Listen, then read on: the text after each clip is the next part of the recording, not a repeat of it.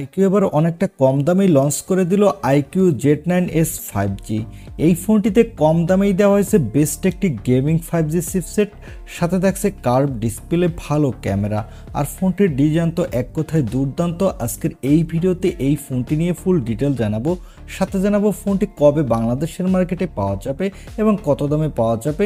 আর এই ফোনটির কিন্তু অলরেডি প্রি বুক চলছে। চলুন তাহলে আর কথা না বাড়িয়ে এই ফোনটির ফুল ডিটেল জেনে আসি। প্রথমেই এই ফোনটির লুক ও ডিজাইন নিয়ে কথা বলবো।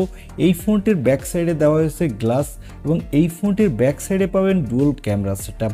তবে ক্যামেরার সাথে দেওয়া হয়েছে একটি অরা লাইট, যেটি আপনাকে নাইটে ফটোগ্রাফির ক্ষেত্রে খুবই কাজে লাগবে এবং ভালো কোয়ালিটির ফটোগ্রাফিও তুলতে পারবেন রাত্রেবেলা। আর এই ফোনটির বডি ফ্রেমটি হলো প্লাস্টিকের।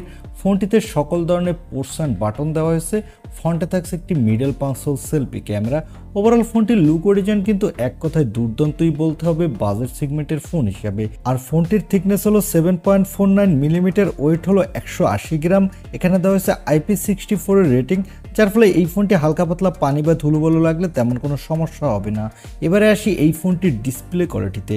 ফোনটির ডিসপ্লেটি সাইজ হলো 6.77 ইঞ্চি মাপের একটি full HD plus curve AMOLED display, সাথে থাকছে 120 হার্টজের রিফ্রেশ রেট এবং এই ডিসপ্লেটির পিপিআই ডেনসিটি হলো 388 এবং ডিসপ্লেটির স্ক্রিন টু বডি রেশিও হলো 90.3%।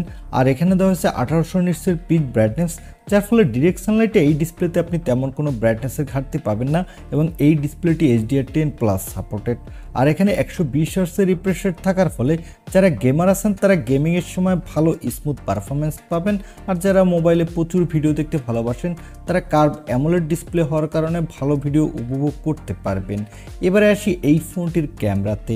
এই ফোনটির ব্যাক সাইডে দেওয়া হচ্ছে ডুয়াল ক্যামেরা সেটআপ, তা আগেই বলেছি। এর প্রাইমারি লেন্সটি হলো 50 মেগাপিক্সেলের, এর অ্যাপারচার হলো f1.8। এখানে থাকছে ওআইএস সাপোর্ট। এই সেন্সরটি হলো সোনি IMX882 সেন্সর, সাথে পাচ্ছেন 2 মেগাপিক্সেলের একটি ডেপথ সেন্সর। এই ফোনটির ব্যাক ক্যামেরা দিয়ে আপনি 4K তে 30 এবং 60 fps ভিডিও রেকর্ড করতে পারবেন এবং এই বাজেট বিবেচনায় আপনি ভালোই ফটোগ্রাফি তুলতে পারবেন। চলুন এবার এই ফোনটির কিছু ফটো স্যাম্পল দেখে আসি, তাহলে আপনারা বুঝতে পারবেন এই ফোনটির ক্যামেরা কোয়ালিটি কেমন।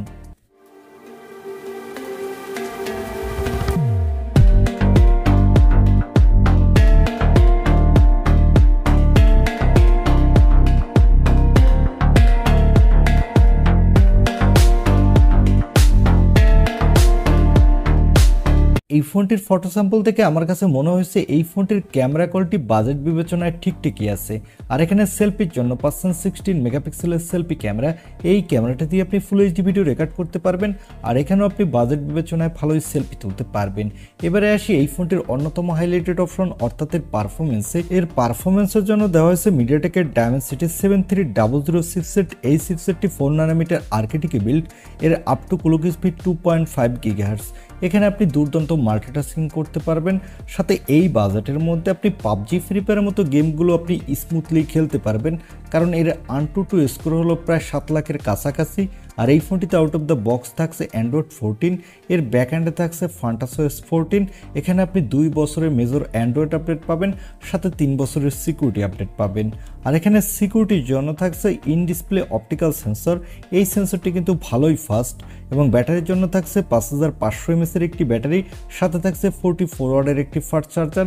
আর এখানে 7.5 ওয়াটের রিভার্স অলরেড চার্জিংয়েরও সাপোর্ট পাচ্ছেন। এই ফোনটি মার্কেটে আপনি 2টি কালার ভেরিয়েন্টে পাবেন। আর এখানে দেওয়া হয়েছে LPDDR4X র্যাম, সাথে থাকছে UFS 2.2 স্টোরেজ। ফোনটি মার্কেটে আপনি 3টি র্যাম ভেরিয়েন্টে পাবেন। এছাড়া এখানে দেওয়া হয়েছে Wi-Fi 6, ব্লুটুথ 5.4 এর সাপোর্ট আর 8টি 5G ব্যান্ডের সাপোর্ট থাকছে। এবারে আসি এই ফোনটির প্রাইজে। এই ফোনটি অলরেডি গত 2 দিন আগে ইন্ডিয়ান মার্কেটে লঞ্চ হয়ে গেছে এবং এই ফোনটির বেস ভেরিয়েন্টটির দাম রাখা হয়েছে 8/128GB 19,999 রুপি এবং এর 8/256GB ভেরিয়েন্টের দাম রাখা হয়েছে 21,999 রুপি। আর এর টপ ভেরিয়েন্ট অর্থাৎ 12/256GB ভেরিয়েন্টের দাম রাখা হয়েছে 23,999 রুপি। তবে প্রতিটি ভেরিয়েন্ট থেকেই আপনি 2000 রুপি করে ডিসকাউন্ট পাচ্ছেন। এই ফোনটির বেস ভেরিয়েন্টটির দাম বাংলাদেশের মার্কেটে হতে পারে 27 থেকে 28,000 টাকার মধ্যে প্রথম দিকে, তবে আস্তে আস্তে দাম কিছুটা কমে আসবে, তখন আপনি 25,000 টাকার মধ্যেই পেয়ে যাবেন। তবে যদি আপনি 25,000 টাকার মধ্যে এই ফোনটি কিনতে চান সেক্ষেত্রে আপনাকে 1 থেকে 2 মাসের মতো ওয়েট করা লাগতে পারে। আমার মনে হয় এই ফোনটি যদি 25,000 টাকার মধ্যে বাংলাদেশের মার্কেটে আনঅফিসিয়ালভাবে অ্যাভেলেবেল পাওয়া যায় তাহলে এই দামে এই ফোনটি one of the best deal হতে পারে, কারণ এখানে আপনি ভালো গেমিংয়ের পাশাপাশি মোটামুটি ভালো ক্যামেরা পাচ্ছেন, এখানে কার্ভ ডিসপ্লে পাচ্ছেন। এই ছিল আজকের ভিডিও। এখন এই দামে এই ফোনটি আপনার কাছে কেমন লেগেছে বা এই দামে এই ফোনটি আপনি কিনতে চান কিনা তা কমেন্টে জানাতে পারেন। আর ভিডিওটি ভালো লাগলে অবশ্যই একটি লাইক দিয়ে চ্যানেলটি সাবস্ক্রাইব করে আমাদের সাথে থাকুন। দেখা হবে নেক্সট ভিডিওতে। আজকের মতো আল্লাহ হাফেজ।